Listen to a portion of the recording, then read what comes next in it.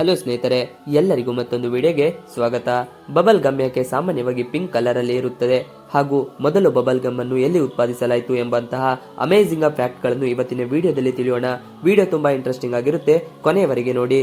ಸಾಮಾನ್ಯವಾಗಿ ನಾವೆಲ್ಲ ನೋಡೇ ಇರ್ತೀವಿ, ಹೆಚ್ಚಿನವರು ರಸ್ತೆಯಲ್ಲಿ ನಡೆಯುವಾಗ, ಆಟವಾಡುವಾಗ ಅಥವಾ ಖಾಲಿ ಕುಳಿತು ಸಮಯ ಕಳೆಯುವ ಬದಲು ಹಸುವಿನಂತೆ ಬಾಯಿ ಚಪ್ಪರಿಸುವುದನ್ನು ನೀವು ಆಗಾಗ್ಗೆ ನೋಡಿರಬಹುದು. ಹೌದು, ಇದಕ್ಕೆ ಕಾರಣ ಚೂಯಿಂಗ್ ಗಮ್.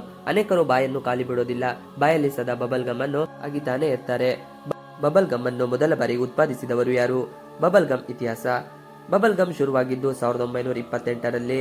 ಬಬಲ್ ಗಮ್ ತಯಾರಿಸುವ ಕಲ್ಪನೆ ಮೊದಲ ಬಾರಿ ಫಿಲ್ಡೆಲ್ಫಿಯಾದ ಫ್ಲೇರ್ ಕಾರ್ಪೊರೇಷನ್ ಸಂಸ್ಥಾಪಕ ಫ್ರಾಂಚ್ ಎಸ್ ಫ್ಲೇರ್ ಅವರ ಮನಸ್ಸಿಗೆ ಬಂದಿತ್ತು. ತಾವು ತಯಾರಿಸುವ ವಸ್ತುವಿನ ಮೇಲೆ ಜನರಿಗೆ ಕುತೂಹಲ ಹುಟ್ಟಬೇಕು ಎನ್ನುವ ಬಯಕೆ ಫ್ರಾಂಕ್ ಎಚ್ ಫ್ಲೇರ್ ನದ್ದಾಗಿತ್ತು. ಆತನೇ ಮೊದಲ ಬಾರಿ ಬಬಲ್ ಗಮ್ ತಯಾರಿಸಿದಾಗ ಆತನ ಆಸೆ ಈಡೇರಿತು. ಜನರನ್ನು ಆಕರ್ಷಿಸಲು ಅದು ಯಶಸ್ವಿಯಾಯಿತು. ಫ್ರಾಂಕ್ ಮೊದಲ ಬಬಲ್ ಗಮ್ ಅನ್ನು 1906ರಲ್ಲಿ ತಯಾರಿಸಿದ್ದ, ಆದರೆ ಅದು ಯಶಸ್ವಿಯಾಗಿರಲಿಲ್ಲ. ಎರಡನೇ ಬಾರಿ ತಯಾರಿಸಿದ ಬಬಲ್ ಗಮ್ ಎಲ್ಲರ ಗಮನ ಸೆಳೆದಿತ್ತು. ಈ ಬಬಲ್ ಗಮ್ಗೆ ಡಬಲ್ ಬಬಲ್ ಎಂದು ನಾಮಕರಣ ಮಾಡಿದ್ದ. ಒಂದೇ ದಿನದಲ್ಲಿ ಖಾಲಿಯಾಗಿದ್ದ ಡಬಲ್ ಬಬಲ್ ಗಮ್ ಅನ್ನು ಯಶಸ್ವಿಯಾಗಿ ತಯಾರಿಸಿದ ನಂತರ ಫ್ಲೇರ್ ಆದರೆ ಮೊದಲ ಬ್ಯಾಚ್ ಅನ್ನು 1928ರ ಸ್ಥಳೀಯ ಅಂಗಡಿಗೆ ಕಳುಹಿಸಿದರು. ಅಚ್ಚರಿಯ ಸಂಗತಿ ಎಂದರೆ ಒಂದೇ ದಿನದಲ್ಲಿ ಇಡೀ ಬ್ಯಾಚ್ ಸೋಲ್ಡ್ ಔಟ್ ಆಗಿತ್ತು. ಬಬಲ್ ಗಮ್ ಮಾರಾಟವನ್ನು ಹೆಚ್ಚಿಸಲು ಮಾರಾಟಗಾರರಿಗೆ ಬಬಲ್ ಗಮ್ ಗುಳ್ಳೆ ಮಾಡುವುದನ್ನು ಕಲಿಸಲಾಗಿತ್ತು. ಅದನ್ನು ಆತ ಗ್ರಾಹಕರಿಗೆ ತಿಳಿಸಿದ್ದ. ಹಾಗಾದ್ರೆ ಬಬಲ್ ಗಮ್ ಬಣ್ಣ ಗುಲಾಬಿ ಆಗಿರಲು ಕಾರಣವೇನು?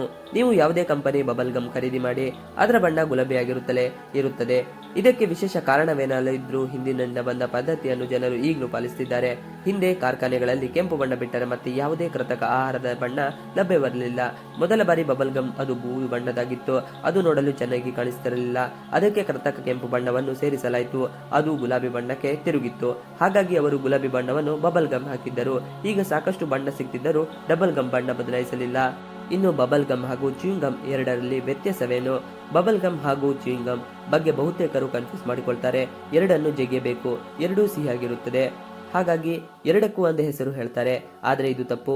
ಬಬಲ್ ಗಮ್ ಹಾಗೂ ಚೂಯಿಂಗ್ ಗಮ್ ತಯಾರಿಸುವ ವಿವಿಧ ಬೇರೆ ಬೇರೆ. ಬಬಲ್ ಗಮ್ ಚೂಯಿಂಗ್ ಗಮ್ ಗಿಂತ ಹೆಚ್ಚು ಗುಮ್ ಬೇಸ್ ಹೊಂದಿರುತ್ತದೆ. ಬಾಯಿಂದ ಗುಳ್ಳೆಯನ್ನು ಊದಲು ಸಹಾಯ ಆಗುವಂತೆ ಬಬಲ್ ಗಮ್ ವಿನ್ಯಾಸಗೊಳ್ಳಿದೆ. ನೀವು ಬಬಲ್ ಗಮ್ ಅನ್ನು ಹೆಚ್ಚು ಉಬ್ಬಿಸಬಹುದು, ಆದರೆ ಚೂಯಿಂಗ್ ಗಮ್ ಆಗಲ್ಲ. ಇದು ಜಗ್ಗಿಯಲು ಮಾತ್ರ ಉಪಯುಕ್ತವಾಗಿದೆ. ಸೈನ್ಸ್ ಡೈರೆಕ್ಷನ್ ವೆಬ್ಸೈಟ್ ವರದಿಯ ಪ್ರಕಾರ ಬಬಲ್ ಗಮ್ನಲ್ಲಿ ಗಮ್ ಬೇಸ್ ಪ್ರಮಾಣವು ಅಧಿಕವಾಗಿದ್ದು ಅದು ಊದಿಕೊಳ್ಳುತ್ತದೆ ಮತ್ತು ಚೂಯಿಂಗ್ ಗಮ್ನಲ್ಲಿ ಈ ಪ್ರಮಾಣವು ಕಡಿಮೆಯಾಗಿದೆ ಎಂದು ಹೇಳಲಾಗುತ್ತಿದೆ. ಇವಿಷ್ಟು ಇವತ್ತಿನ ವಿಡಿಯೋ. ಈ ವಿಡಿಯೋ ನಿಮಗೆ ಇಷ್ಟ ಆದರೆ please like, share and subscribe ಮಾಡಿ. ನೀವಿನ್ನು ನಮ್ಮ ಯೂಟ್ಯೂಬ್ ಚಾನಲ್ಗೆ ಸಬ್ಸ್ಕ್ರೈಬ್ ಆಗಿಲ್ಲ ಅಂದರೆ ಬೇಗ ಸಬ್ಸ್ಕ್ರೈಬ್ ಮಾಡಿಕೊಳ್ಳಿ. ನಾವು ಹಾಕುವಂಥ ಎಲ್ಲ ವಿಡಿಯೋಗಳು ನಿಮಗೆ ನೋಟಿಫಿಕೇಶನ್ ಮುಖಾಂತರ ದೊರೆಯುತ್ತದೆ. Thanks for watching video. Please like, share and subscribe our channel for more videos.